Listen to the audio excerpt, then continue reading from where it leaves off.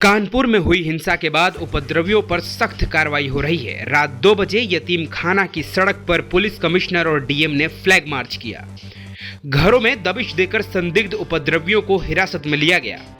Police commissioner Vijay Singh Meena ने बताया कि अब तक 3 एफआईआर दर्ज हो चुकी है। 36 लोगों की पहचान की जा चुकी है।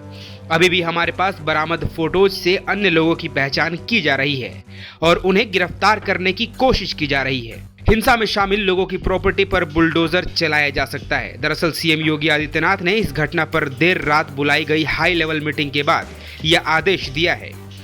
3 जून को बेकनगंज इलाके के यतीम खाना बाजार में जुम्मे की नमाज के बाद करीब 1000 लोगों ने 5 घंटे तक उपद्रव किया। पथराव तोड़फोड़ करते हुए दुकानों को लूट लिया गया। पुलिस को उन्हें रोकने के लिए लाठी चार्ज करना पड़ा। दंगे के दौरान यहां से करीब 50 किलोमीटर दूर कानपुर देहात के परौख गांव में राष्ट्रपति रामनाथ कोविंद मौजूद थे। साथ में पीएम नरेंद्र मोदी, राज्यपाल आनंदीबेन पटेल और सीएम योगी आदित्यनाथ भी थे। बताया जा रहा है कि इस हिंसा की असल कहानी आज से ठीक 9 दिन पहले शुरू हो गई थी। हम आपको इस वीडियो में इस पूरी घटना को सिलसिलेवार तरीके से समझाते हैं। 26 मई को नूपुर शर्मा ने पैगंबर साहब पर टिप्पणी की थी। 27 मई को हयात जफर हाशमी ने बंद का आह्वान किया। 27 मई को ही नूपुर के बयान पर कानपुर में पोस्टर लगवाए गए। 28 मई को हयात ने 3 मई को जेल भरो आंदोलन का आह्वान किया। 29 मई मुस्लिम इलाके के हजारों लोगों ने हयात को समर्थन दिया। 30 मई हयात ने मुस्लिम समुदाय के लोगों के साथ बैठक की। 1 जून हयात ने 5 जून तक बंदी और जेल भरो आंदोलन टाल दिया। 3 जून जुमे की नमाज के बाद दुकान बंद करने पर विवाद हुआ। अब आप यहाँ पर यह समझिए कि आखिर ये हिंसा भड़की कैसे। दुकानों को जबरन बंद करवाने पर हिंसा भड़क उठी।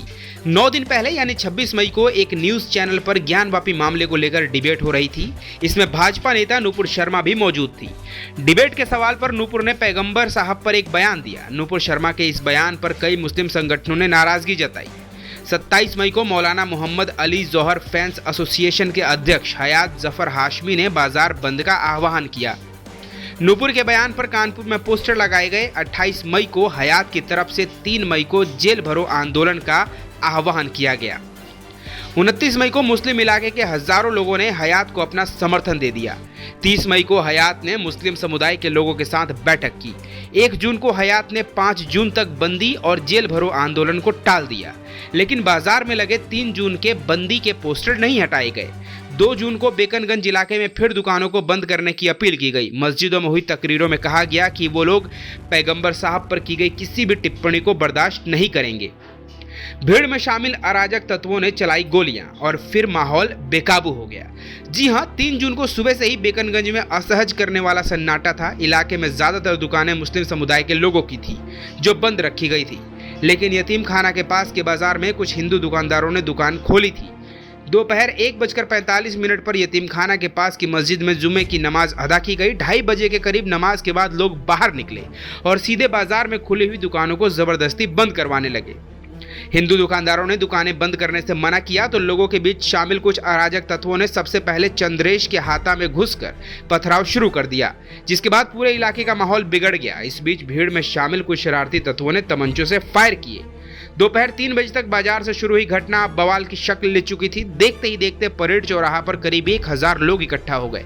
बवाल शुरू होने के बाद स्थितियां तेजी से बेकाबू हुई। पुलिस तंग गलियों में घुसकर कार्रवाई नहीं कर पा रही थी। संकरी गलियों में लोग रुक रुक कर पथराव कर रहे थे। पुलिस ने लोगों को नियंत्रित करने के लिए कई राउंड फायर किए। लाठी चार्ज करके लोगों को गलियों में खदेड़ा गया। स्थिति को नियंत्रित करने के लिए करीब 12 थानों का फोर्स मौके पर भेजा गया। करीब 5 घंटे तक चले उपद्रव के बाद स्थितियां काबू में आ गई। पुलिस ने 18 उपद्रवियों को हिरासत में लिया। इस पथराव में करीब 7 लोग घायल हुए हैं, जिन्हें अस्पताल में भर्ती कराया गया। कानपुर में हुई हिंसा के बाद देर रात सीएम ने गोरखपुर मंदिर से वर्चुअल बैठक की और इसके बाद बेकनगंज थाने में 1040 उपद्रवियों के खिलाफ 2 एफआईआर दर्ज की गई। बवाल के मुख्य आरोपी हयात जफर हाशमी समेत 40 लोगों के नाम दर्ज किए गए हैं, जबकि करीब 1000 बवालियों की पहचान की जानी बाकी है। पुलिस ने देर रात तक ताबड़तोड़ दबिश देकर 15 और आरोपियों को हिरासत में ले लिया है। सभी से पूछताछ की जा रही है। सभी आरोपियों को शनिवार को कोर्ट में पेश कर जेल भी भेजा जाएगा।